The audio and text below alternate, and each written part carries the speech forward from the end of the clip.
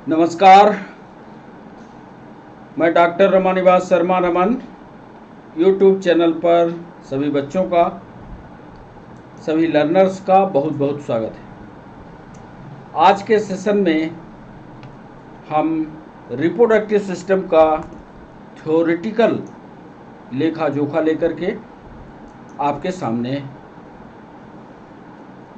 इसके पहले वाले वीडियो में हमने आपसे सवाल पूछे थे और जब लाइव सेशन चल रहा था तब आप लोगों ने सवाल करने में दिक्कत की थी और कहा था कि सर सवाल जो हैं वो नहीं बन पा रहे हैं। तो हमने तय किया कि पहले इसकी आपको थ्योरी बताई जाए, पहले थ्योरेटिकल डिस्कशन किया जाए और फिर इसके बाद इस पर सवाल पूछे जाए। तो आज के सेशन में हम रिप्रोडक्शन पर एक नज़र, जैसा कि हमने लिखा है human reproduction at a glance, एक नज़र पर रिप्रोडक्शन होता कैसे है ह्यूमंस पर, उसके लिए हमने 15 महत्वपूर्ण पॉइंट, 15 महत्वपूर्ण पॉइंट्स तैयार किए हैं। यदि उन 15 महत्वपूर्ण बिंदुओं को आप ईमानदारी से समझ लोगे, ईमानदारी से पढ़ लोगे, तो कोई भी सवाल कहीं से भी, चाहे वो नीट हो, चाहे स्टेट पीएससी हो, चाहे यूपीएससी हो, चाहे एसएससी हो, चाहे नर्सिंग की कोई भी परीक्षा हो, किसी भी परीक्षा में आप बैठोगे वो उत्तर आपसे बनेगा। तो ये थ्योरेटिकल डिस्कशन आज हम आपके साथ करेंगे। पहले तो उन 15 महत्वपूर्ण बिंदुओं को आपको लिखाएंगे, इसके बाद चित्रों के द्वारा उन सभी 15 बिंदुओं को आपको समझाएंगे। सेशन के अंत में 5 सवाल आपसे पूछेंगे और उन 5 सवालों का जवाब तरीके से उसी क्रम में आपको उत्तर देते चलेंगे। और जब इसका अगला वीडियो आएगा तब फिर रिप्रोडक्शन पर सिर्फ सवाल और सवाल पूछें। तो बच्चों, आपकी समझ में ये आ गया होगा कि आज के इस पूरे सेशन में कैसे हम रिप्रोडक्शन को एट ए ग्लांस कैसे आपको समझाते हैं, थ्योरेटिकल इसका डिस्कशन कैसे करते हैं, ये बात आपके समझ में अब आ चुकी होगी। कैसे थ्योरी को पढ़ते हैं इन 15 बिंदुओं पर, इन 15 बिंदुओं को एक बार लिख करके हम आपको समझाते हैं। तो सेशन की शुरुआत करें और पहला पॉइंट लिखें। इसके पहले आपको बताते चलें कि चैनल को लाइक करना, चैनल को शेयर करना, चैनल पर कमेंट लिखना, ये आपकी जिम्मेदारी है। आप देखिए और चैनल या क्लास खत्म होने के बाद कमेंट जरूर लिखा करिए। कैसा लगा ये वीडियो, कैसी लगी ये क्लास, कैसा रहा डिस्कशन, ये जरूर लिखा करिए। ये आपकी जिम्मेदारी है। पढ़ने के बाद सिर्फ पढ़ लीजिए, काम खत्म हो जाए, ऐसा मत कीजिए, जरूर इसके बारे में लिखा करिए। तो पहले पॉइंट पर एक चीज और आपको बता दें, मेल और फीमेल के लिए बायोलॉजी में 2 चिन्ह हैं। बहुत सारे बच्चों को ये जानकारी नहीं है। इसके लिए फीमेल के लिए आप देख रहे होंगे एक चित्र हमने बनाया है, एक गोलाकार संरचना हो और इस गोलाकार संरचना में ऐसा नीचे खींच करके प्लस का चिन्ह बना, उसको हम कहेंगे फीमेल। जब कभी भी हम इस चित्र का उपयोग करेंगे तो आप समझना हम फीमेल की बात कर रहे हैं। और जब चित्र में गोला हो और गोले चित्र में तिरछा तीर लगा हो तब आप समझना कि हम मेल की बात कर रहे हैं। 2 बातें ध्यान रखना, इन चित्रों को बार बार हम मेल और फीमेल ना लिख करके सिर्फ इन चित्रों को लिख देंगे तो आप समझ लेना ये चित्र फीमेल का होगा और ये चित्र मेल का होगा। ये बेसिक जानकारी है। जो बच्चे नीट की तैयारी कर रहे हैं, जो पीएससी की तैयारी कर रहे हैं, जो 11th 12th वाले हैं, उनकी बुक में ये सारे चित्र दिए हैं। उनको इन चित्रों की भावनाओं को, चित्र की बातों को समझना चाहिए कि यदि ऐसा चित्र बना हुआ है तो ये फीमेल का है और यदि ऐसा चित्र बना हुआ है तो ये मेल का है। तो अब चले सेशन के महत्वपूर्ण सेशन की ओर और पहला पॉइंट हम आपके सामने लिखने जा रहे हैं रिप्रोडक्शन। रिप्रोडक्शन की थ्योरी एक नज़र में उन 15 महत्वपूर्ण बिंदुओं को आपको हमारी समझाने की भी जिम्मेदारी है।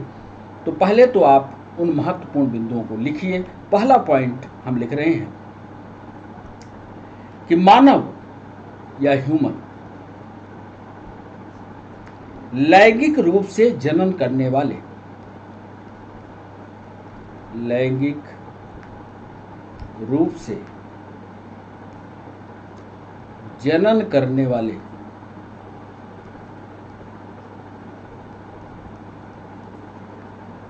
प्राणी, माने मनुष्य जो होता है उसमें जो रिप्रोडक्शन होता है वो सेक्सुअल प्रकार का होता है। सेक्सुअल का मतलब होता है जिसमें मेल और फीमेल रिप्रोडक्टिव सिस्टम की यूनिट जो है वो अलग अलग हो। तो मानव लैंगिक रूप से जन्म करने वाले प्राणी हैं, जिसमें आगे लिखे देते हैं, जिसमें नर और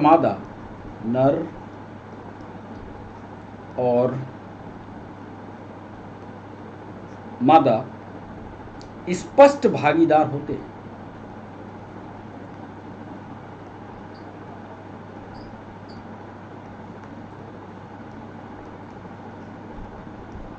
तो पहली बात ये स्पष्ट हो गई रिप्रोडक्शन में कि मनुष्य जो है सेक्सुअली रिप्रोड्यूस होता है। ये सेक्सुअल रिप्रोडक्शन नहीं होता, हालांकि प्रजनन पर भी कभी हम फुर्सत में बात करेंगे। जनन दो तरह का होता है, सेक्सुअल रिप्रोडक्शन, ये सेक्सुअल रिप्रोडक्शन। तो मनुष्य जो होता है वो सेक्सुअल रिप्रोडक्शन करता है और उसके लिए 2 यूनिट का होना जरूरी है, एक में मेल चाहिए, दूसरे में फीमेल चाहिए। इंग्लिश वाले जो इंग्लिश मीडियम वाले बच्चे होंगे हमारी आवाज़ को सुनेंगे, हम आवाज़ के द्वारा इंग्लिश बोलेंगे और लिखेंगे लेकिन हिंदी। दूसरा महत्वपूर्ण पॉइंट, जो मेल रिप्रोडक्टिव सिस्टम है यानी नर जनन अंग के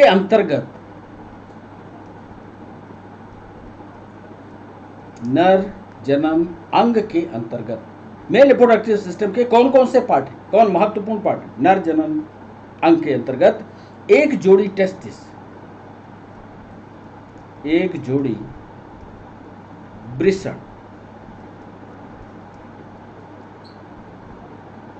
एसेसरी डक्ट, सहायक नलिकाएं, ये सब कुछ हम चित्र में आपको दिखा देंगे, आप चिंता मत करिएगा। सहायक नलिकाएं, ग्रंथियां, ग्लैंड्स,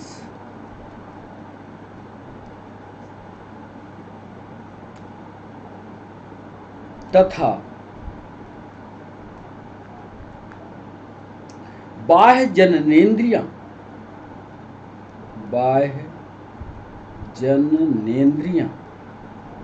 जननेंद्रिया को जेनाइटिला कहते हैं। इसकी हिंदी भी लिख दें, अंग्रेजी भी लिख दें, जेनेटिला।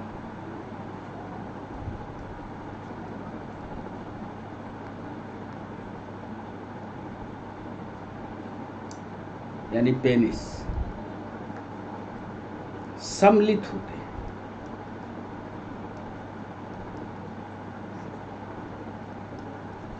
ऐसे महत्वपूर्ण 15 पॉइंट आपको बताने हम जा रहे हैं, जिसमें मेल और फीमेल रिप्रोडक्टिव सिस्टम को, ये यदि आपने 15 पॉइंट पढ़ लिए हैं तो कोई भी प्रश्न आएगा उसका आप जवाब कर लेंगे। और ऐसा ही नोट्स कॉम्पिटिटिव एग्जाम में आपको बना लेना चाहिए, नोट्स ऐसे ही बनेगा। चलिए तीसरा महत्वपूर्ण पॉइंट, तीसरे महत्वपूर्ण पॉइंट में प्रत्येक टेस्टिस में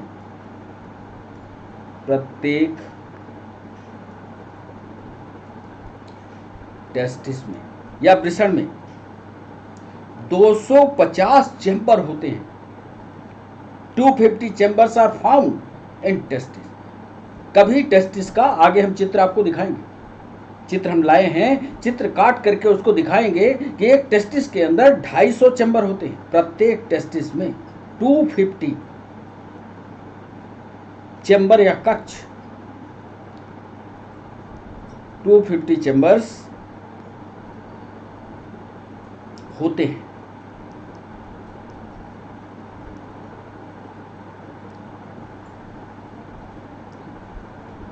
जो, अब ये कॉम्पिटिटिव सवाल है, जो टेस्टिकुलर लोब्यूल्स कहलाते हैं, याद कर लेना, टेस्टिकुलर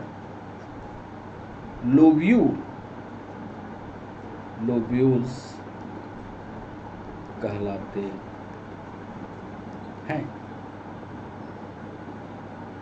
और इसी टेस्टिकुलर लोब्यूल्स के अंदर की बात कर रहे हैं, ये चित्र में आगे आपको दिखाएंगे। और लिख लो आगे, और प्रत्येक लोब्यूल में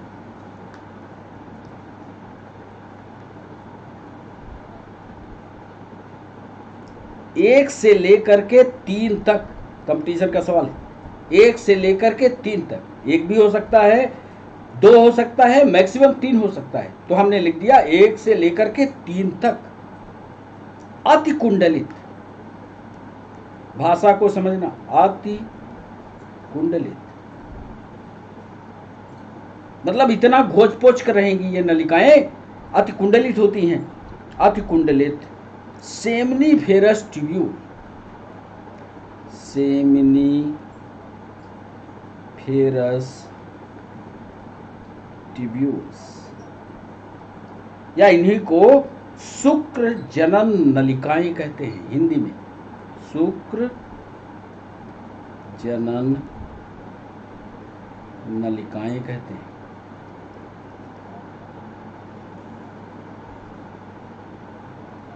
पाई जाती है।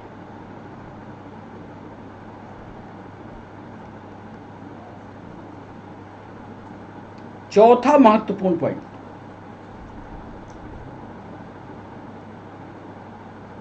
ये जो सेमनीफेरस ट्यूब्यूल होगी, नीट में, पीएनएसटी में, यूपीएससी में यहां से सवाल पूछता है। कहां से? सेमनीफेरस ट्यूब्यूल से। टेस्टिस के अंदर सेक्शन काटने के बाद लोब्यूल्स पर सवाल नहीं पूछा, उसके लोब्यूल्स के अंदर पाई जाने वाली सेमनीफेरस ट्यूब्यूल उसके अंदर घुस गया और वहां से सवाल निकाला। चौथा सवाल, सेमनीफेरस ट्यूब्यूल, सेमनीफेरस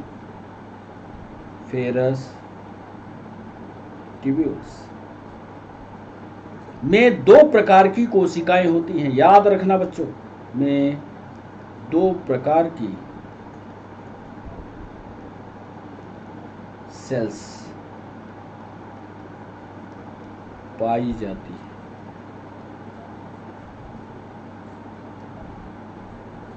और ये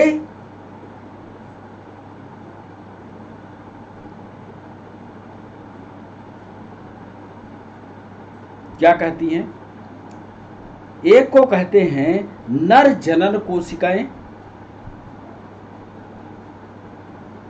एक को कहते हैं नर जनन कोशिका, और दूसरी को कहते हैं सरटोली सेल्स, सरटोली कोशिका। पहले तो नाम याद कर लो, इसी पर ऑब्जेक्टिव पूछेगा। 2 तरह की सेमनीफेरस में कोशिकाएं होंगी, एक को कहेंगे नर जनन कोशिका या मेल रिप्रोडक्टिव सेल, या दूसरी को कहेंगे सर्टोली सेल्स। नर जनन कोशिका क्या करती है? इसका काम होता है स्पर्म का निर्माण, स्पर्म फॉर्मेशन। और सर्टोली कोशिकाएं जो होती हैं, इन्हीं स्पर्म को न्यूट्रिशन देती हैं, पोषण, न्यूट्रिशन। 2 के बारे में जरूर पढ़े।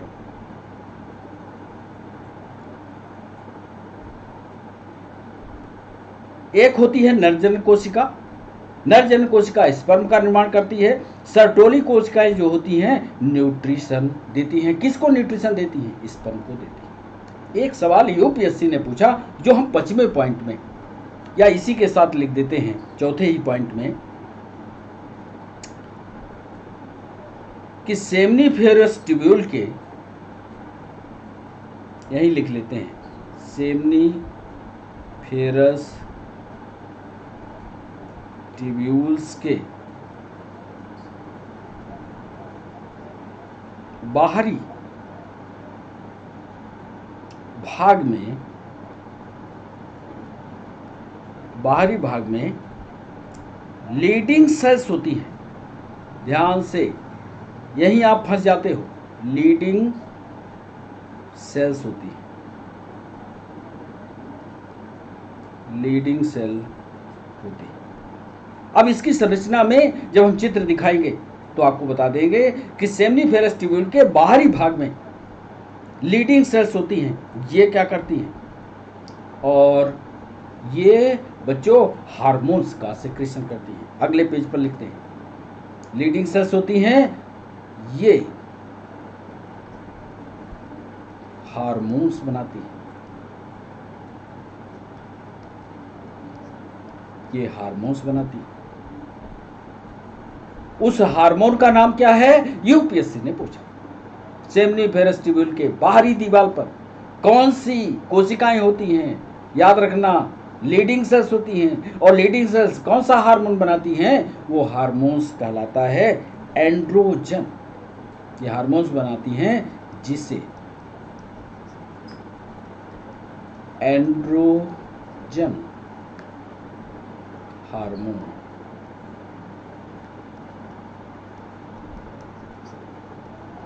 कहते हैं। अब आपकी बात समझ में आ गई होगी। एक बार इस पॉइंट को और पढ़ लीजिए कि सेमनीफेरस ट्यूब्यूल में दो प्रकार की कोशिकाएं होती हैं। एक को स्पर्म का निर्माण करना होता है जिसको मेल रिप्रोडक्टिव कोशिका कहते हैं। दूसरी सर्टोली कोशिकाएं होती हैं जो स्पर्म को, बने हुए स्पर्म को न्यूट्रिशन देगी। एक और कोशिका होती है जो सेमनीफेरस ट्यूब्यूल के बाहरी दीवार पर होती है, वो लीडिंग सेल्स कहलाती हैं। लीडिंग सेल्स का काम एंड्रोजन हार्मोन का निर्माण करना। कितना बढ़िया है। चलिए 25वें पॉइंट पर आइए। टोटल हमें 15 पॉइंट लिखने हैं, ध्यान रखना। अब 25वें पॉइंट से हम फीमेल रिप्रोडक्टिव सिस्टम पर चलते हैं। तो जो फीमेल रिप्रोडक्टिव यानी मादा जनन अंग के अंतर्गत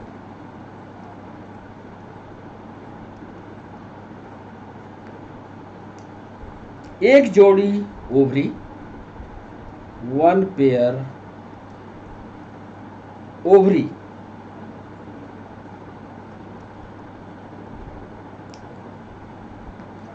वन पेयर जोड़ी में है, वन पेयर फैलोपियन ट्यूब,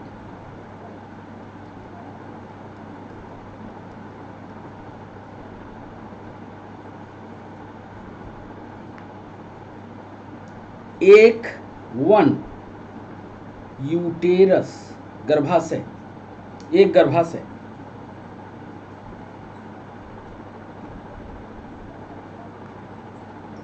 एक और रचना की बात कर ले, गर्भाशय ग्रीवा। अंग्रेजी वाले बच्चे इसको सर्विक्स कहते हैं। अक्सर महिलाओं में यहीं पर कैंसर होता है, सर्विक्स। और फिर लास्ट में एक यानी वन बैज या योन इसको कहते हैं। मादा जनन के अंतर्गत एक pair ovary, one pair fallopian tube, वो एक यूटेरस, एक गर्भाशय ग्रीवा और एक बैजिना। इसी के साथ एक जोड़ी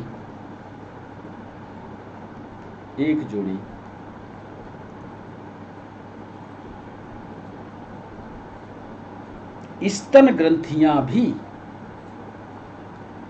स्तन ग्रंथि यानी mammary gland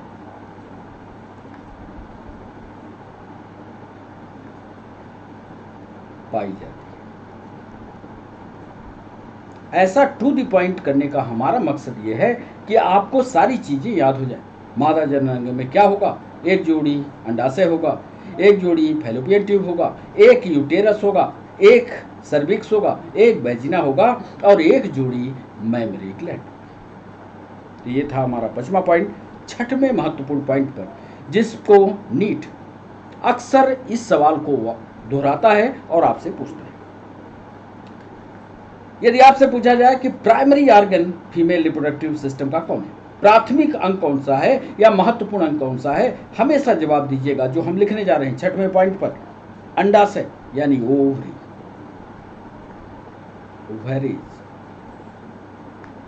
female reproductive ovary एक प्राथमिक मादा जनन अंग है, एक प्राथमिक मादा जनन अंग है जो ओवा, जो अंडप या इसको ओवा बोलते हैं अंग्रेजी में, जो अंडप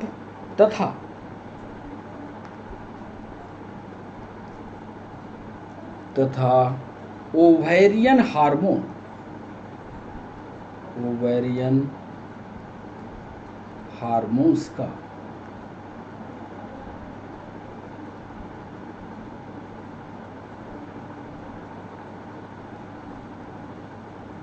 उत्पन्न करता है।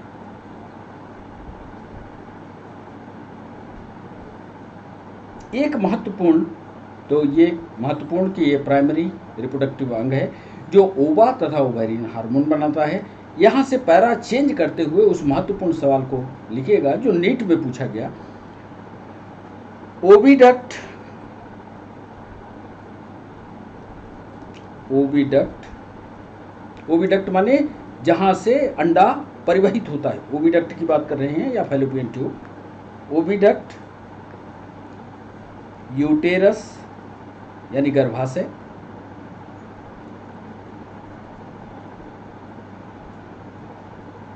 वैजिना यानी यौन, वैजिना,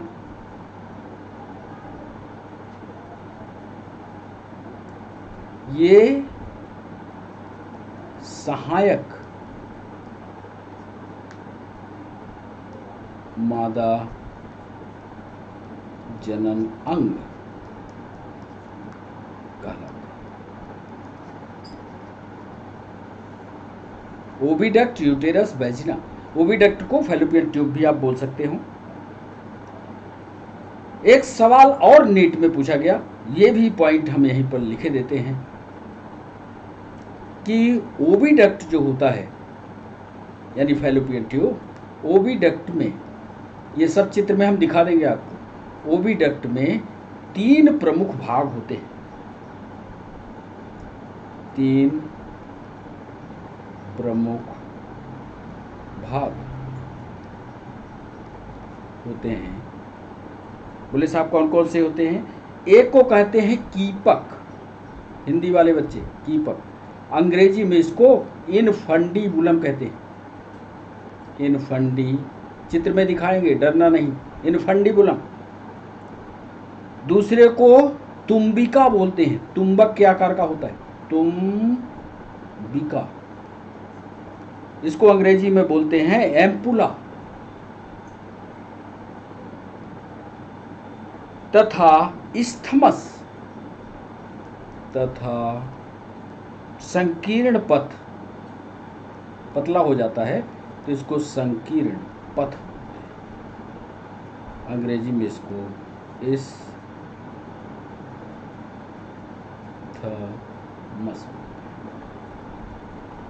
3 प्रमुख भाग ये किसके हैं? नीट ने ऐसा सवाल पूछा था कि ओविडक्ट के भाग प्रमुख कौन कौन से हैं, जिसमें कई नामों को जोड़ा था, इनफंडीबुलम, एम्पुला और इस्थमस।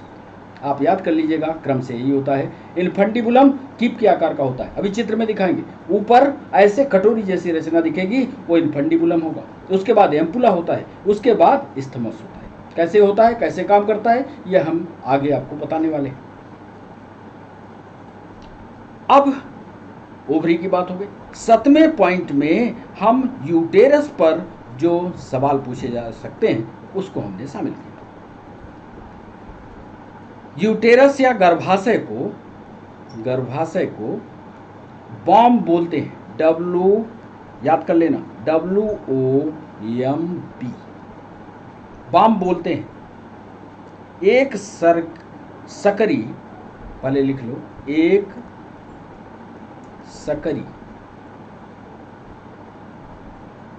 गर्भाशय ग्रीवा, ग्रीवा का मतलब सर्विक्स की बात कर रहा है, गर्भाशय ग्रीवा से होकर,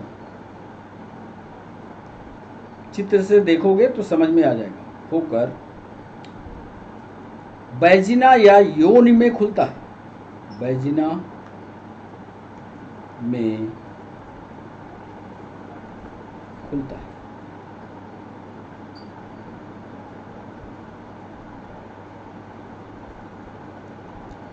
फिर इसके बाद यूटेरस वाला हिस्सा आएगा, तो बम मतलब उधर से इस्थमस वाला, पहले इन्फंडिबुलम हो गया, फिर एम्पुला हो गया, फिर इस्थमस हुआ, इस्थमस जा करके कहाँ खुल गया, यूटेरस में खुल गया, यूटेरस फिर नीचे की ओर बढ़ा, एक सकरी कैविटी से होता हुआ यानी सर्विक्स से होता हुआ वैजिना के द्वारा बाहर खुल गया। अब जो सवाल यूपीएससी ने पूछा, देखिए कितनी गहराई से सवाल पूछता है। आप सोचते होगे सरल पढ़ लेंगे काम हो जाएगा, नहीं, ऐसा नहीं होगा। आपको कठिनाई के उन सवालों को पढ़ना ही होगा, तभी आपसे उत्तर बनेगा। 8वें पॉइंट पर या इसी का 7वें पॉइंट का ही पार्ट लिख रहे हैं। जो फीमेल की या मादा की जो वैजिना होती है उसके 3 पार्ट होते हैं, याद कर लो, वैजिना में 3 पार्ट होते हैं। आगे हम चित्र में दिखाएंगे। फीमेल के वैजिना के अंतर्गत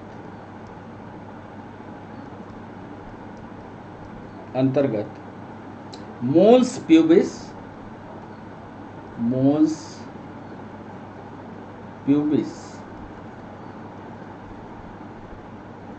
लेबिया मेजोरा,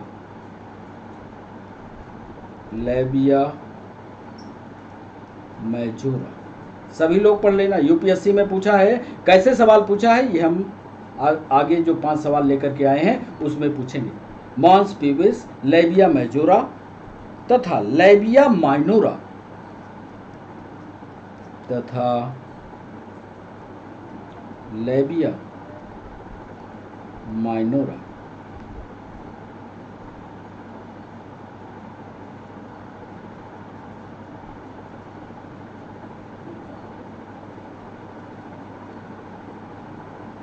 फीमेल की वैजिना के अंतर्गत मॉन्स प्यूबिस, लेबिया मेजोरा तथा लेबिया माइनोरा के अलावा, ये तो 3 प्रमुख हैं, के अलावा हाइमेन, ये सब चित्र में हमें भी दिखा देंगे, हाइमेन तथा क्लाइटोरिस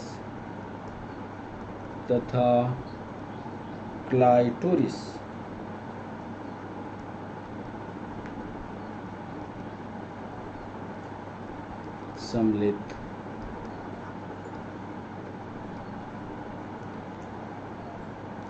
जो योनि का या वैजिना का मेजर पार्ट होता है, 3 भागों में से मिलकर के बनती है। इसमें मॉन्स प्यूबिस होती है, लेबिया मेजोरा होता है तथा लेबिया माइनोरा होता है। इसके अलावा हाइमेन होता है जो बिल्कुल पीछे का हिस्सा होता है, और इसके बाद क्लाइटोरिस होते हैं। क्या काम करते हैं, कब ये फंक्शन में आता है, ये सारा कुछ डिस्कशन जब हम चित्र आपको दिखाएंगे उस समय बता देंगे। तो ये हमारा 7वां पॉइंट हो गया। 8वें पॉइंट पर आइए बच्चों। 8वां महत्वपूर्ण पॉइंट हम आपको क्या बताने वाले, ये फीमेल रिप्रोडक्टिव सिस्टम हो गया। अब मेल से बनने वाले स्पर्म की प्रक्रिया पर जो सवाल पूछे गए उसको ध्यान में रखते हुए ये पॉइंट हमने तैयार किया थ्योरी के लिए। 8वां पॉइंट पर नर युग्मक बनने की प्रक्रिया, नर युग्मक बनने की प्रक्रिया,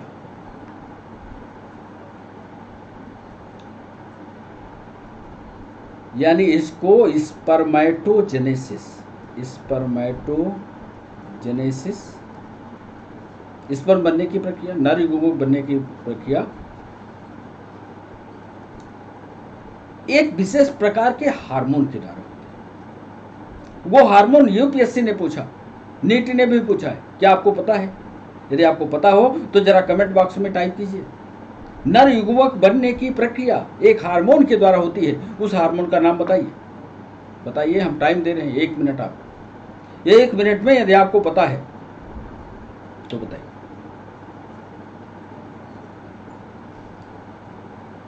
नहीं तो लिखें नर युग्मक बनने की प्रक्रिया। पता है? नहीं पता होगा। गोनैडोट्रॉपिक रिलीजिंग हार्मोन लिख लो,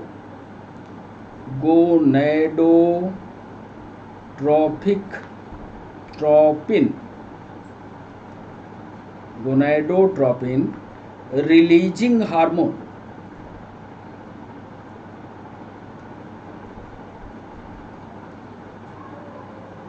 पेपर में कुछ इस तरह लिखा था। कैसे लिखा होगा याद किए रहना, कैपिटल जी छोटा एन, कैपिटल आर और कैपिटल एच। गोनैडोट्रॉपिक रिलीजिंग हार्मोन के स्रावन में पर्याप्त वृद्धि के कारण, श्रावण के पर्याप्त वृद्धि के कारण। अब ऐसा नहीं है कि ये गोनैडोट्रॉपिन हार्मोन एक 5 साल के बच्चे में तैयार हो जाएगा, उसमें स्पर्म बनने की प्रक्रिया शुरू हो जाएगी। इसके लिए किशोरावस्था का आना जरूरी ही है। जब हम उम्र की बात आपको बताएंगे, कभी समय लगा तो उम्र की हार्मोन की बात बताएंगे, उस समय इन हार्मोन का डिस्ट्रीब्यूशन करके बताएंगे कि कब ये हार्मोन गोनैडोट्रॉपिन रिलीजिंग हार्मोन बनता है।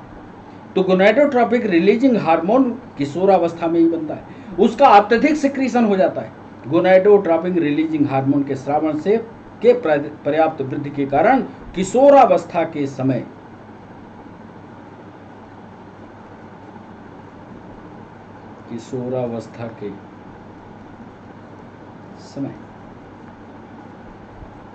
शुरू हो जाती है।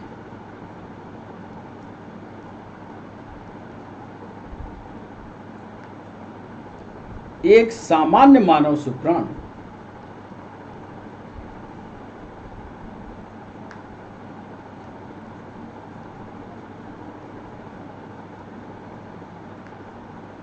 की संरचना, स्पर्म का भी चित्र लाए हैं, आगे हम आपको दिखाएंगे स्पर्म की संरचना कैसी होती है। उस पर भी कॉम्पिटिटिव सवाल पूछे गए हैं। एक सामान्य स्पर्म की संरचना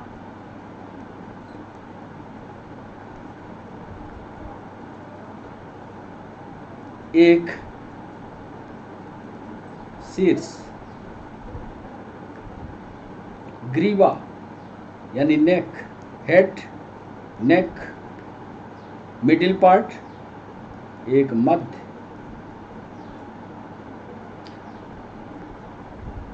तथा पुच्छ से मिलकर यानी टेल, पुच्छ टेल से मिलकर बनी होती है। स्पर्मेटोजेनेसिस में जो हार्मोन बना वो गोनैडोट्रॉपिक रिलीजिंग हार्मोन था। उसके सिक्रीशन से पर्याप्त वृद्धि के कारण किशोरावस्था के समय यह प्रक्रिया शुरू होती है और एक सामान्य मानव जो स्पर्म की संरचना होती है। आपको लगता होगा ये स्पर्म सामान्य रचना वाला है, नहीं, ऐसा नहीं है। इसका एक पूरा बॉडी फिगर होता है और इस बॉडी फिगर में एक हेड होता है, एक नेक होता है, एक मिडिल पार्ट होता है और एक टेल वाला हिस्सा, और सभी के भाग के काम अब भी अलग अलग होते हैं। इस पर भी सवाल बन सकते हैं। चलिए 9वें पॉइंट पर, मादा युग्मक बनने की प्रक्रिया यानी फीमेल गैमीट बनने की प्रक्रिया। अब जैसे यहां पर हमने स्पर्मेटोजेनेसिस लिखा था, ऐसे फीमेल में यदि प्रक्रिया हो रही है तो उसको वो जेनेसिस कहेंगे, अंड जनन कहेंगे। फीमेल गैमीट बनने की प्रक्रिया वो जेनेसिस। भ्रूणीय परिवर्धन के समय, एम्ब्रियोनिक डेवलपमेंट के समय, भ्रूणीय परिवर्धन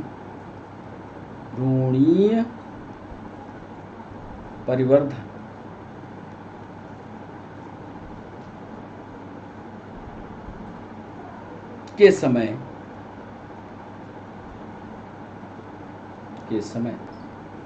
शुरू होती है। भ्रूणीय परिवर्धन के, एम्ब्रियोनिक डेवलपमेंट के समय। अब ये आपसे समय पूछा जाए कि अंडे बनने की प्रक्रिया कब शुरू होती है, तो एम्ब्रियोनिक डेवलपमेंट के समय ही शुरू होगी। अंडा ऐसा नहीं है कि वो 5 साल में, 4 साल में, 3 साल में, 2 साल में लड़की है तो बनना शुरू हो जाए, नहीं। जब तक एम्ब्रियोनिक डेवलपमेंट की प्रक्रिया शुरू नहीं होगी तब तक वोजेनेसिस की प्रक्रिया शुरू नहीं होगी। उसके लिए भी एज है। फीमेल गैमीट्स बनने की प्रक्रिया वोजेनेसिस है, जब उसमें एम्ब्रियोनिक डेवलपमेंट होगा उसी समय यह प्रक्रिया शुरू होती है।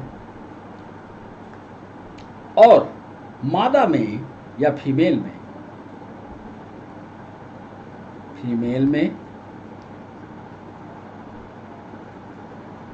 जनन चक्र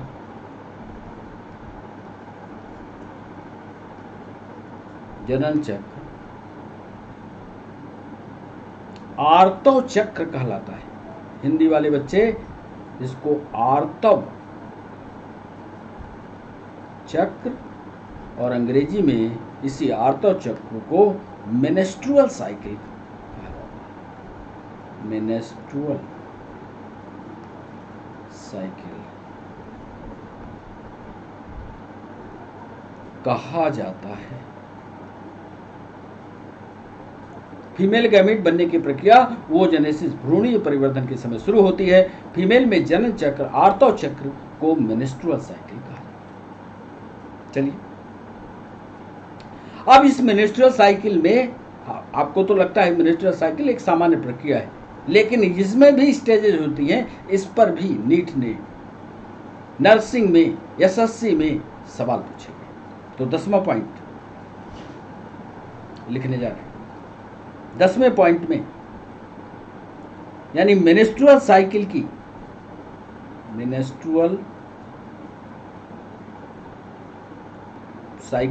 प्रमुख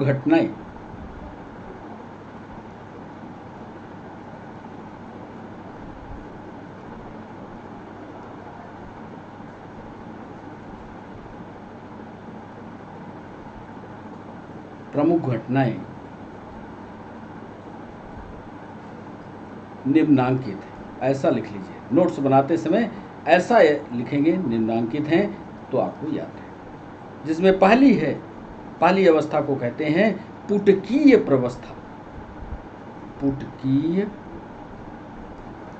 प्रवस्था, या इसको अंग्रेजी में फॉलिकुलर स्टेज कहा जाता है।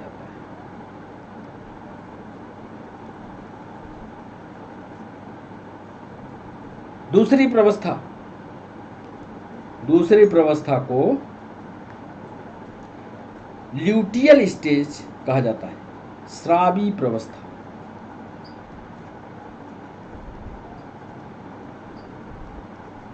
अंग्रेजी में इसको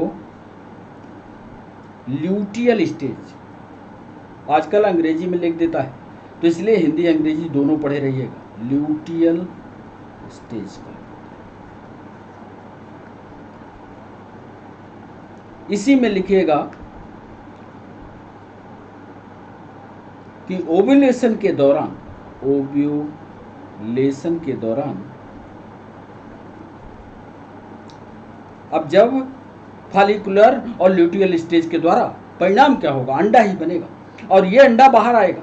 तो ओव्यूलेशन के दौरान ओवा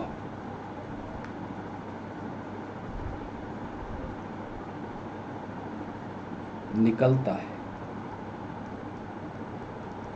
निष्कासित होता है, निकलता है, तथा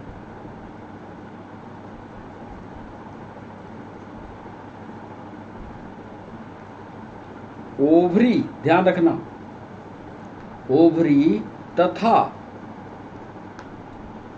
यूटेरस यानी गर्भाशय, यूटेरस यानी गर्भाशय में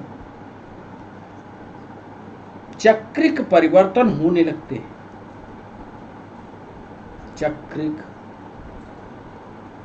परिवर्तन होने, मतलब दो स्टेज में पहले प्रक्रिया होगी, फॉलिकुलर और ल्यूटियल में। और जब फॉलिकुलर और ल्यूटियल की स्टेज में परिवर्तन होगा, यानी अंडे का निर्माण हो जाएगा, तभी परिवर्तन होता है किसमें, ओवरी में और यूटेरस। यहीं से पता लग जाता है। और ये चक्रीय जो परिवर्तन होता है, यही चक्रीय परिवर्तन मेंस्ट्रुअल साइकिल की कहलाता है। आगे हम आपको मेंस्ट्रुअल साइकिल का भी डायग्राम आपको दिखाएंगे, क्या होती है मेंस्ट्रुअल साइकिल।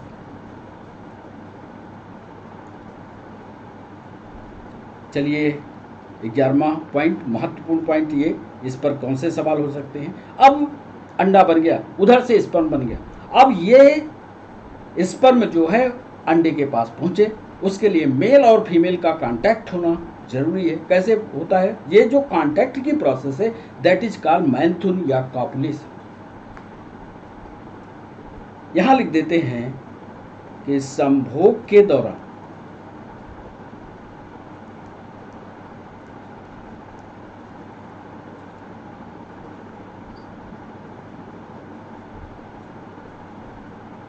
पेनिस द्वारा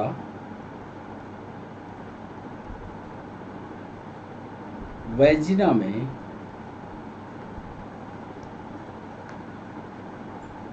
स्पर्म डाल दिया जाता है।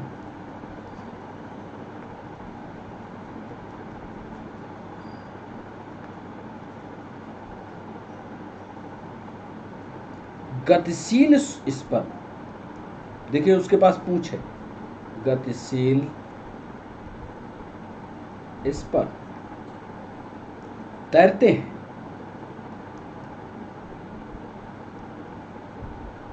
हैं, तथा अब यूटेरस वाला रास्ता पकड़ेंगे, यूटेरस वाले रास्ते से होकर के फैलोपियन ट्यूब की ओर चले जाएंगे, तैरते हैं, तथा फैलोपियन ट्यूब में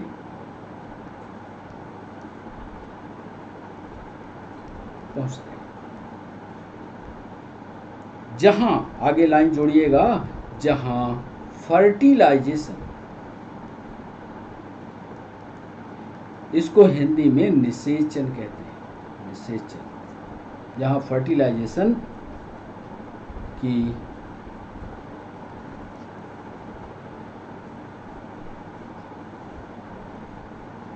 प्रक्रिया पूर्ण होती है। फर्टिलाइजेशन का मतलब है मेल और फीमेल का न्यूक्लियस आपस में मिल जाए, यानी जायगोट का निर्माण।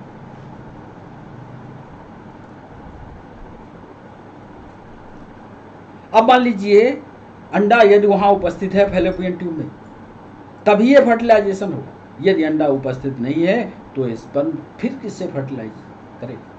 तो अंडे का उपस्थित रहना वहां पर जरूरी है। तो यही ब्रैकेट में यदि ओवम उपस्थित है, तभी ये फर्टिलाइजेशन की प्रक्रिया पूरी हो। तो ये 11वां पॉइंट। 12वां महत्वपूर्ण पॉइंट जिस पर सवाल ऑब्जेक्टिव बनते हैं, निषेचन के पश्चात, यानी फर्टिलाइजेशन के पश्चात अब मेल और फीमेल के आधे आधे क्रोमोसोम मिल गए, आधे आधे पश्चात जायगोट, इसको क्या बोलते हैं हिंदी में, युग्मनज, युग्मनज जायगोट बनता है। ये 2x होता है, बनता है। इसके पश्चात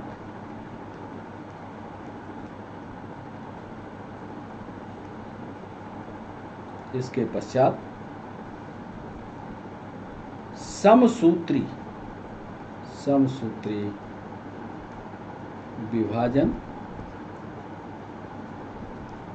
शुरू हो जाता है। समसूत्री, याद रखिएगा, अंडरलाइन रखिएगा। इसके बाद जो विभाजन होगा वो माइटोटिक होगा, समसूत्री होगा, यानी क्रोमोसोम की संख्या में कोई परिवर्तन नहीं होगा, समसूत्री विभाजन शुरू हो जाता है। और 2 4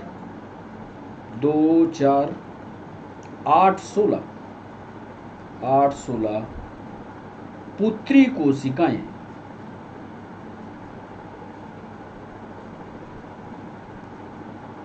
या इनको डॉटर सेल्स कह सकते हैं, डॉटर सेल्स कहते हैं, बनती है। इसी लाइन को आगे कंटिन्यू करते हुए फिर लिखते हैं,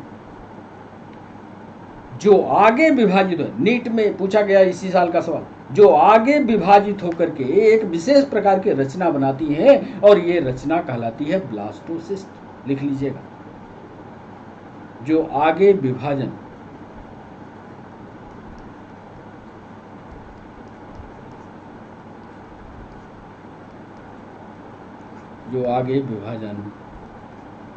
करके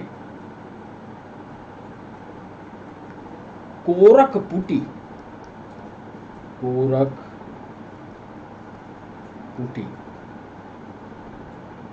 या ब्लास्टोसिस्ट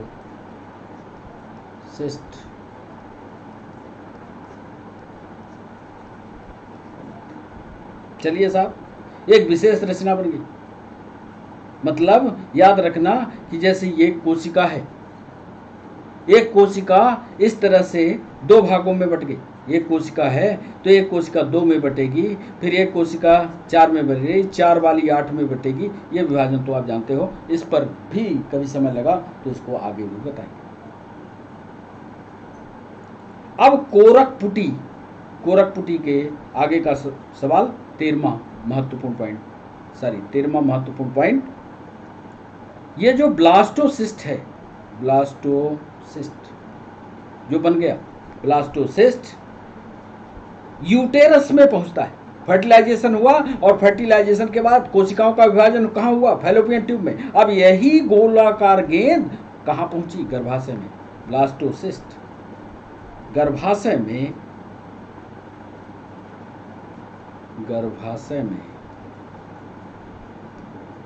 फिक्स होता है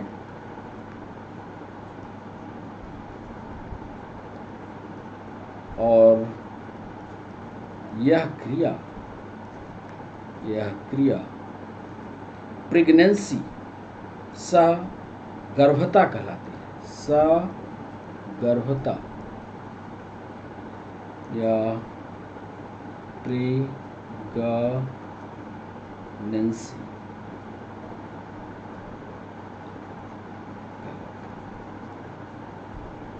चौदहवां महत्वपूर्ण पॉइंट फिर आपको लिख करके बताते हैं कि फीटस यानी जो गर्भ में है, या जिसको गर्भ ही कह लीजिए, फीटस से शिशु के बाहर निकलने की, फीटस से शिशु के बाहर निकलने की प्रक्रिया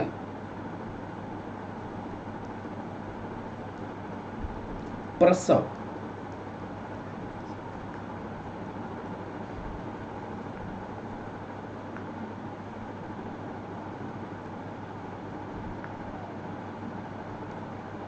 पर्चुरेशन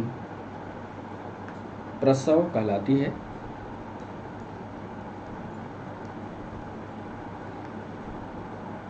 प्रसव के संकेत, प्रसव ध्यान से लिखना, प्रसव के संकेत, प्रसव होना है, इसका संकेत कहां से मिलता है? प्रसव के संकेत पूर्ण विकसित गर्भ,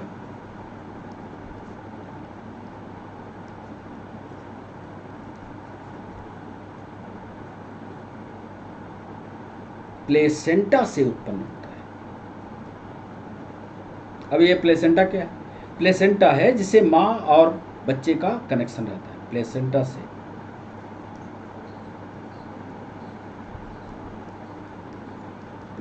से उत्पन्न होता है। और 15वां और अंतिम पॉइंट जो आपके कॉम्पिटिटिव के लिए जरूरी है कि प्रेगनेंसी के समय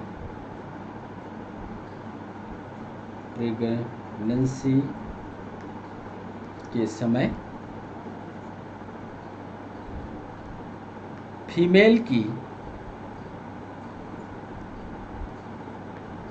मेमोरी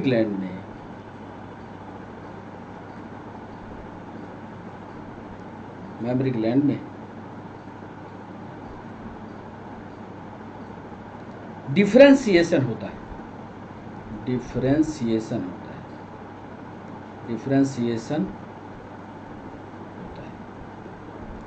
अब डिफरेंशिएशन का मतलब क्या कह सकते हैं हिंदी में इसको? डिफरेंशिएशन को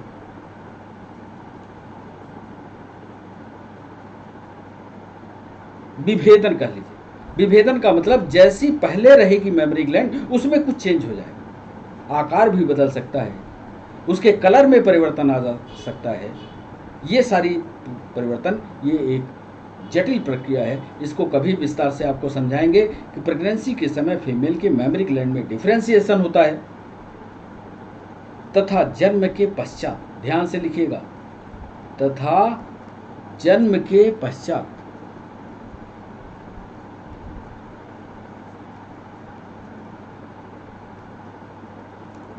पश्चात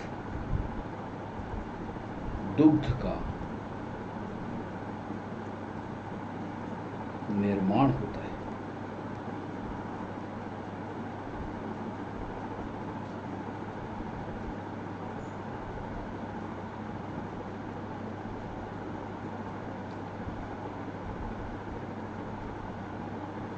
और जो प्रथम दूध निकलता है, इसी में लिख लीजिएगा, ये यूपीएससी में सवाल पूछा गया था, जो प्रथम माता का दूध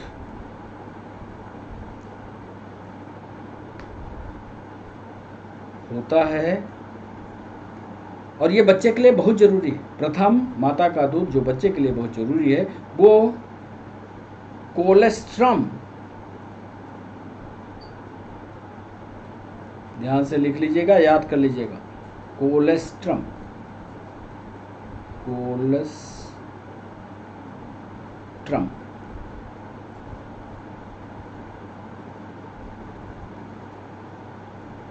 कहा जाता है।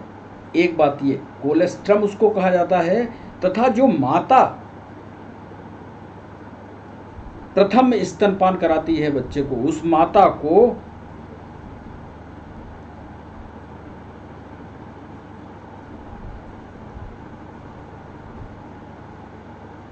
ये चाहिए कि ये जो कोलेस्ट्रम है इसको बाहर न फेंकने दे, इस दूध को वो बाहर न जाने दे। गांव में या अक्सर जिनको जानकारी नहीं होती वो पहला दूध, जैसे ही बच्चा बाहर निकलता है वो पहले दूध को बाहर कर देते हैं, नहीं करिएगा। कोलेस्ट्रम बच्चे के अंदर जाना चाहिए, इसमें बहुत ज़्यादा रोग प्रतिरोधक क्षमता होती है और बच्चे को जीवन भर रोगों से सुरक्षित करते हैं, तो इसको कोलेस्ट्रम कहा जाता है। तो ये 15 महत्वपूर्ण पॉइंट ये आपके कॉम्पिटिटिव एग्जाम के लिए बहुत ज़रूरी हैं, इनको ध्यान से पढ़ लीजिएगा। अब चित्रों के माध्यम से जितनी बातें हमने इधर बोली है, चित्रों के माध्यम से इसको आपको समझा देते हैं।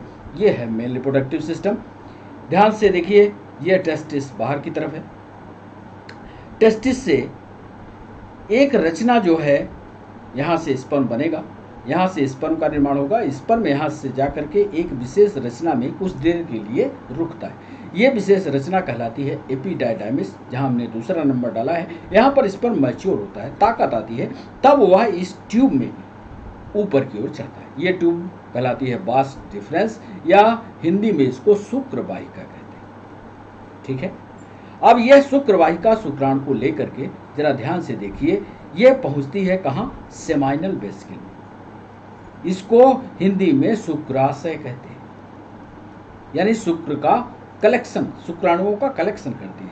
शुक्राणु थोड़ी देर यहाँ रुकते हैं, यहाँ शुक्राशय के अंदर शुगर से या शक्कर से भरी हुई रचना होती है, जहाँ स्पर्म जो है उससे ताकत लेते हैं और फिर इसके बाद इसी रास्ते से यहाँ पर ये जाकर के यूरिनरी ट्रैक का रास्ता पकड़ते हैं और यूरिनरी ट्रैक वाले रास्ते से या पेशाब वाले रास्ते से होते हुए पेनिस के द्वारा फीमेल के वैजिना में छोड़ दिए जाते हैं। कुल मिलाकर के आपको ये बताना है कि इसमें जो रिप्रोडक्टिव सिस्टम है उसमें टेस्टिस हैं, दोनों शरीर से बाहर होते हैं। जो टेस्टिस एक थैले के अंदर बंद होता है ये स्क्रोटम या वृषण कोष कहा जाता है। ये भी सवाल पूछा जाता है, तो ये वृषण कोष होता है। वृषण कोष आगे की तरफ एक ट्यूबुलर रचना में जुड़ता है जिसको वास डिफरेंस कहते हैं। वास डिफरेंस एक थैले में जाकर के आगे भी खुलता है जिसको सेमाइनल वेसिकल कहते हैं। सेमाइनल वेसिकल आगे, अब चूंकि ये यूपर वाला हिस्सा है इसलिए हमने पीछे उसको चित्र दिखाया है। ये जो यूरिनरी डक्ट होती है उसमें जाकर के खुल जाता है और यहाँ से रास्ता होते हुए यूरेथ्रा के द्वारा पेनिस से बाहर चला जाता है। अब जब हम ब्लैडर की बात तब आपको समझाएंगे जब हम इसका रीनल ट्यूबुलर सिस्टम या मूत्र जननांग दोनों एक साथ पढ़ाएंगे, उस समय बताएंगे, क्योंकि क्लास जो है फिर लंबी चली जाएगी। अभी 5 सवाल भी पूछने हैं। तो ये इसकी एक जो रचना हम आपको बताना चाहते हैं कि अब टेस्टिस को लंबवत काट दिया जाए तो जो इसमें सवाल पूछे गए इसको जरा देखिएगा। ये तो एपिडायडामिस जहाँ पर स्पर्म पकता है, थोड़ी देर के लिए ताकत पाता है। जरा पीछे वाले चित्र को देखिए, ये है एपिडायडामिस, देख रहे हैं, ये ऊपर है। यदि हम इसको लंबवत ऐसे काट दें तो यहाँ पर जो आपको ये चैम्बर्स दिख रहे हैं ना, ये चैम्बर, ये चैम्बर, ये चैम्बर, ये चैम्बर, ये चैम्बर्स की संख्या बच्चों, ये चैम्बर्स की संख्या होती है 250। ये चैम्बर्स कहलाते हैं टेस्टिकुलर, उधर बताया टेस्टिकुलर लोब्यूल्स। और इसी टेस्टिकुलर लोब्यूल्स के अंदर ये बहुत सारी पतली पतली नलिकाएं होती हैं और यही नलिकाएं जो होती हैं ये कहलाती हैं सेमिनिफेरस ट्यूब्यूल। समझ गया? ये जो नलिकाएं हैं ये लिखा हुआ है, ये कहलाती हैं सेमिनिफेरस ट्यूब्यूल। और इन्हीं सेमिनिफेरस ट्यूब्यूल से हमने आपको परिचय की संरचना में बताया है कि सेमिनिफेरस ट्यूब्यूल के अंदर कुछ विशेष प्रकार की कोशिकाएं होती हैं, बाहर की दीवार पर कुछ विशेष कोशिकाएं होती हैं, यहीं पर रिप्रोडक्टिव सेल्स होती हैं। मेल रिप्रोडक्टिव सेल्स यही स्पर्म का निर्माण करती हैं और स्पर्म का निर्माण करके और ये एपिडायडामिस को भेजती हैं। इतनी जानकारी आपके लिए पर्याप्त होगी। नहीं समझ में आएगा तो हमारी क्लास ये 6 बजे लाइव होगी, आप हमारे साथ जुड़िएगा। बहुत सरल है टेस्टिकुलर एनाटॉमी, हम आपको समझाएंगे, तो इसको पढ़िएगा। एक स्पर्म की रचना के लिए हमने बताया कि आपको लगता होगा स्पर्म बहुत सीधी रचना है, ऐसा नहीं। स्पर्म की रचना में 3 भाग होते हैं, हेड और टेल। बीच वाला ये मिडिल पीस भी है, ध्यान से देखिए, ये मिडिल पीस भी, इसको मिड पीस या मध्य अवस्था का कहते हैं, मध्य भाग भी कहते हैं। जो हेड पीस होता है ये इतना ही हिस्सा अंडाशय के अंदर घुसता है, बाकी हिस्सा इसके छोड़ जाता है। और जो मिडिल पीस होता है इसमें माइटोकॉन्ड्रिया पाई जाती है जो इसको तैरने में, चलने में, युद्ध करने में ताकत देती है। तो ये मिडिल पीस वाला हिस्सा बाहर रह जाता है क्योंकि न्यूक्लियस तो बीच में होता है और जा करके ये न्यूक्लियस फीमेल से मिलता है और ये हेड वाले हिस्से से घुस जाता है फ्यूजन की बारी। तो इसका ये वाला हिस्सा देखिए, जो पूंछ वाला हिस्सा होता है ये सिर्फ तैरने में मदद करता है, तैरने में मदद करता है। इसको पढ़िएगा। यदि फीमेल रिप्रोडक्टिव सिस्टम की बात करें तो फीमेल रिप्रोडक्टिव सिस्टम को जरा ध्यान से देखिएगा, हड्डियों के साथ हमने बनाया। ये देख रहे हैं, ये वाला हिस्सा जाग वाला है, यहाँ पर फीमर है। कितना बड़ा बच्चा कैसे निकलता है बाहर, इसको बताने के लिए ये फीमर वाले हिस्से को दिखाया। ये फीमर बोन, फीमर कैसे, फीमर वाली बोन कैसे फैल जाती है, ये हमने बताने के लिए इस चित्र को शामिल किया है। तो ये फीमर वाली बोन यहाँ पर जुड़ी नहीं होती, ये वाला हिस्सा जो है पीछे स्लाइडिंग मोड में होता है, फैलता है। ये फीमेल रिप्रोडक्टिव सिस्टम में ये हिस्सा जो आप देख रहे हो ये ओवरी है, ये ओवरी है, 2 ओवरी होती है। ओवरी के ऊपर ये फनल वाला हिस्सा देख रहे हो, फनल वाला, फिर फनल वाला हिस्सा पीछे की तरफ ट्यूबुलर हो गया। ये रचना जो है फैलोपियन ट्यूब कहलाती है। हमने आपसे बताया कि फैलोपियन ट्यूब जो होती है 3 भागों से मिलकर के बनी होती है। आगे वाला हिस्सा बीच वाला हिस्सा और अंत वाला हिस्सा, नाम उधर लिखा हुआ है, पढ़ लेना उसको। और ये पूरा हिस्सा जा करके पीछे की तरफ बीच में जा करके विशेष रचना बनाता है, ये रचना कहलाती है गर्भाशय। ये वाला हिस्सा गर्भाशय होता है। अब यदि इसके विस्तार से रचना देखोगे तो ऐसा दिखता है, ये गर्भाशय वाली रचना। इसी गर्भाशय की बात हम कर रहे थे। ये वाला हिस्सा जो है यही ग्रीवा कहलाता है। इसी में प्रॉब्लम होती है, इसी में कैंसर जैसी रचना का निर्माण हो जाता है। ये वाला ग्रीवा वाला, ये वैजिना वाला हिस्सा है। वैजिना के बाद ग्रीवा आता है, ग्रीवा के बाद ये गर्भाशय वाला हिस्सा आता है। ऊपर यूटेरस, ये फैलोपियन ट्यूब। अब जब स्पर्म जो है वो वैजिना के थ्रू पहले सर्विक्स में जाता है और फिर यूटेरस से होता हुआ इस ट्यूब के रास्ते से पहुंचता है, फ्यूजन यहाँ होता है, ध्यान रखना, क्योंकि अंडा यहाँ से मूव करके यहाँ पर पहुंचता है, तो फ्यूजन या फर्टिलाइजेशन यहाँ पर। तो इस चित्र को समझ लेना, बिल्कुल स्पष्ट चित्र बनाओ। हमेशा ये भी याद रखना, आप ये कह सकते हो कि साहब 2 ओवरी है तो 2 अंडे बनेंगे, कभी ऐसा नहीं होता।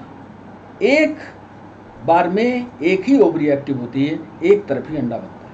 मान लो इस बार इस ओवरी से बना है तो अगली बार इस ओवरी से है। तो ये प्रक्रिया देखना। यदि यूटेरस में की संरचना आप देखोगे तो इसमें पेरिटोनियम होती है, मायोमेट्रियम होती है, एंड्रोमेट्रियम होती है। 3 तरह की यूटेरस में रचनाएं। नीट में ये सवाल पूछा गया था कि कितने लेयर से मिलकर के बनता है, तो तीनों लेयर हमने यहाँ पर बना दिए। ये कहलाती है पेरीमेट्रियम, जो बाहर की तरफ होती है। मायोमेट्रियम जो होती है वो बीच वाली होती है। एंडोमेट्रियम जो होती है अंदर वाली होती है। प्री का मतलब प्राथमिक, मायो का मतलब मिडिल या थोड़ी मोटी होती है, और एंडो का मतलब होता है आंतरिक। बस इतना आप समझना, ये वो वाली रचना है। ये जो वैजिना का संरचना है, वैजिना के स्ट्रक्चर है, उसके बारे में हमने उधर लेबिया आपको दिखाया। वैजिना की संरचना में 3 कैसे ये ओपन होती है, क्लाइटोरिस कहाँ होती है, ये रचना देखिए। इसमें ये वैजिनल पोर्शन होता है ये, और इसमें यूरेथ्रल ओपनिंग ऊपर होती है। इसके ठीक नीचे जहाँ ये यूरेथ्रल ओपनिंग होती है, ठीक इसके ऊपर ये रचना जो होती है क्लाइटोरिस होता है, ठीक ऊपर। और ये जो ऊपर बाहर की तरफ कवर करती हुई रचना होती है, ये कहलाती है इनर लेबिया, और जो बाहर की रचना होती है ये कहलाती है आउटर लेबिया। तो इस चित्र को उधर जो आपने थ्योरी लिखी है उसके साथ तालमेल बिठा लीजिएगा, उधर पढ़ते जाइएगा, चित्र देखते जाइएगा, तो आपके समझ में आएगा कि इनर लेबिया क्या है, आउटर लेबिया क्या है, यूरेथ्रल ओपनिंग क्या है, वैजिना की एक्चुअल पोजीशन क्या है, और क्लाइटोरिस कहाँ स्थित होती है। तो ये पूरी संरचना पढ़िएगा। मेंस्ट्रुअल साइकिल के बारे में कई बच्चों ने सवाल पूछा था, उसको भी हम बता दें आपको। मेंस्ट्रुअल साइकिल का जो टाइम पीरियड होता है कुल मिलाकर के 28 डेज का होता है। इतना तो सामान्य जानकारी आपको होगी। मेंस्ट्रुअल साइकिल, मेंस्ट्रुएशन कहा किसको जाता है, यदि हम आपको सामान्य वे में समझाएं, सामान्य वे में, तो 1 2 3 4 5 6 7 8, फिर 8 के 7 के बाद 8 9 10 11 12 13 14, ये जो पीरियड होता है 14 से लेकर के और 17 के बीच का, 14 एग्जैक्ट पीरियड को हमने इसमें बताया है। तो ये जो 8 से लेकर के 19 दिन के बीच का पीरियड होता है, ये पीरियड फर्टाइल होता है। 8 से लेकर के 19 दिन के बीच में यदि स्पर्म मिल गया ओवा को, तो फर्टिलाइजेशन हो ही जाएगा। याद रखना, ये चित्र याद रखना। 8 से लेकर के 19 दिन के बीच, फिर 20वें से लेकर के 28वें दिन के बीच में फर्टिलाइजेशन नहीं होगा। मतलब ये पूरी तरह से मुक्त अवस्था होती है। कितना भी कॉपुलेशन किया जाए, यहाँ पर अंडे और स्पर्म का मिलन नहीं हो सकता। पहले से लेकर के 7 दिन तक मेंस्ट्रुएशन का पीरियड हमने दिया है कि यदि 1 तारीख को मेंस्ट्रुएशन शुरू होता है तो 7 तारीख तक, 1 वीक तक ये प्रक्रिया जारी रहेगी। आपको ऐसे ही समझना है कि 1 तारीख को यदि शुरू होती है मेंस्ट्रुअल साइकिल तो 7 तारीख तक चलनी चाहिए। एक स्वस्थ जीवन के लिए मेंस्ट्रुअल साइकिल होती है। तो 1 से लेकर के 7 दिन तक ये चलती है, फिर 8वें दिन से लेकर के 19वें तारीख तक ये फर्टाइल स्टेज चलती है, फिर 20 से लेकर के 28 दिन तक ये अनफर्टाइल कंडीशन होती है, इसमें बच्चा नहीं पैदा हो सकता, बच्चा नहीं होगा। कहाँ से कहाँ तक? 20 से लेकर के 28 के बीच में। यदि बच्चा होना है तो 19 से लेकर के 8 के बीच में।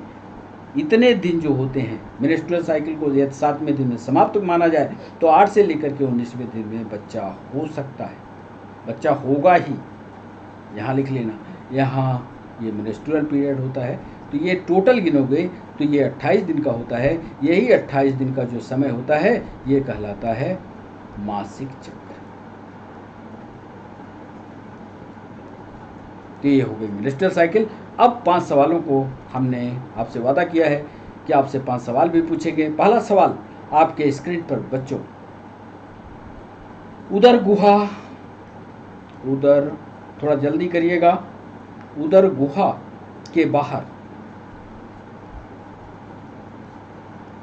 यानी एब्डोमिनल कैविटी के बाहर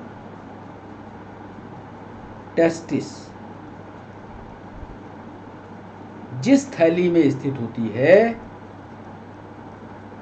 जिस थैली में स्थित होती है वह है। उदर गुहा का मतलब यहां पर एब्डोमिनल कैविटी के बाहर टेस्टिस जिस थैली में है, जिस पाउच में है, उस थैली का नाम आपको बताना है। पहला हम लिख रहे हैं ट्यूनिका एल्ब्यूजिनिया, ट्यूनिका एल्ब्यूजिनिया। दूसरा इंग्वाइनल कैनाल, इंगुइनल कैनाल।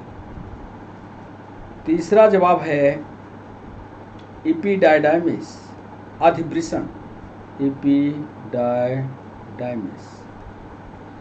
और चौथा वृषण कोश या स्क्रोटल सैक। इसका सही जवाब आप करिएगा बच्चों। दूसरा सवाल है स्क्रोटल सैक का काम क्या है? स्क्रोटल सैक का काम क्या है? What is the function of scrotal sac? This is the second question. The first will be to maintain the temperature of testis, to maintain the temperature of testis, वृषण का तापमान बनाना। अच्छा, हिंदी में बताना है। चलो, शरीर का तापमान, to maintain the body temperature, body temperature.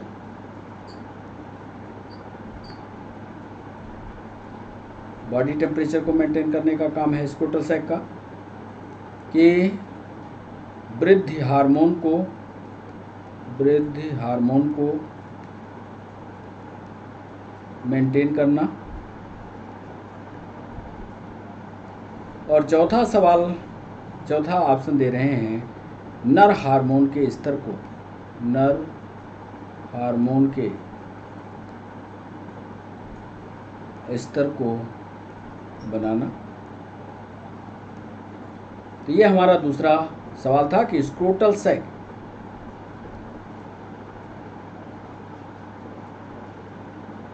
वृषण कोश का काम क्या है, ये दूसरे सवाल पर बताना है। तीसरा सवाल, वृषण की लंबाई और चौड़ाई, ध्यान से इसको करना। टेस्टिस की लंबाई और चौड़ाई लगभग है, लगभग है। ये ऑप्शन दे रहे हैं, ये नीट में पूछा गया सवाल है। 4.5 सेंटीमीटर या 4 से 5 5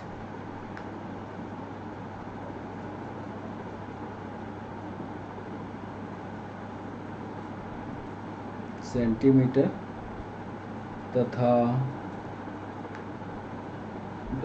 दशमलव है, 4 से नहीं है बच्चों, 4.5 सेंटीमीटर तथा 2.3 सेंटीमीटर, मतलब 4.5 सेंटीमीटर लंबाई एंड चौड़ाई, विड्थ जो है 2.3 सेंटीमीटर। बी ऑप्शन दे रहे हैं 5.6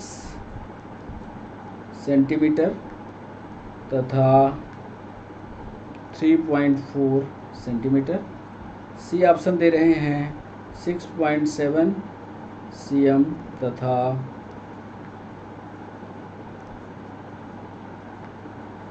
4.5 सेंटीमीटर। और डी ऑप्शन दे रहे हैं 7.8 सेंटीमीटर तथा 8.9 सेंटीमीटर। सही ऑप्शन पर जवाब कीजिएगा। चौथा सवाल, प्रत्येक मानव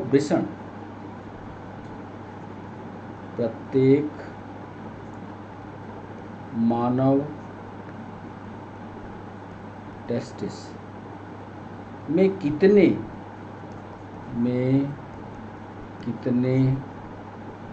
कक्ष या चेंबर लगभग होते हैं? आज सिर्फ 5 सवाल पूछ रहे हैं, इसके बाद कंटिन्यूअस इस सीरीज रिप्रोडक्शन पर सिर्फ सवाल ही सवाल चलते रहेंगे। ध्यान रखना, अच्छे से रिप्रोडक्टिव सिस्टम पर नोट्स बनाना, अच्छे से रिप्रोडक्टिव सिस्टम को पढ़ना और इन सवालों को करना जो अगले सेशन में हम आपके पास लाएंगे, चाहे नीट का हो, चाहे यूपीएससी का हो, नर्सिंग का हो, एसएससी का हो। जो सारे सवाल हम इकट्ठे कर रहे हैं वो सारे सवाल हम अगले सेशन में लाएंगे। प्रत्येक मानव टेस्टिस में कितने कक्ष लगभग होते हैं? ए ऑप्शन आपको बताना है, क्या वो 250 है? बी ऑप्शन देना है 300 है। सी ऑप्शन दे रहे हैं 350 है और डी ऑप्शन दे रहे हैं 400 है। 5वां सवाल और आज के सेशन का अंतिम सवाल अब आपके सामने। ह्यूमन टेस्टिस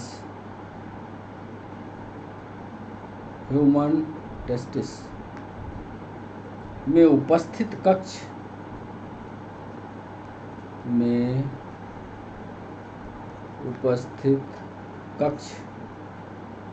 कहलाते हैं।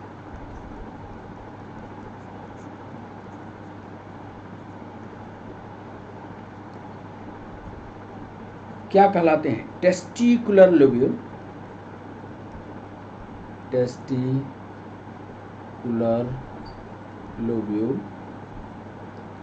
बी ऑप्शन दे रहे हैं सेमनीफेरस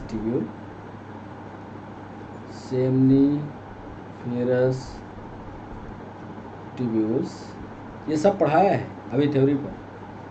सर्टोली सेल्स,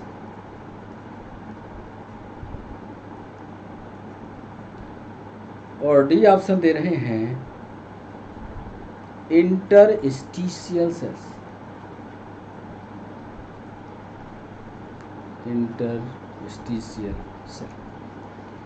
तो ये 5 सवाल, कितने सवाल आपसे बने इसका कैलकुलेशन कर लेते हैं। पहले सीधे सवाल पर चलते हैं। पहला सवाल हमने जो पूछा उसका सही जवाब है पहले सवाल का कि एब्डोमिनल कैविटी के बाहर टेस्टिस जिस थैली में स्थित होती है उसको वृषण कोश कहा जाता है।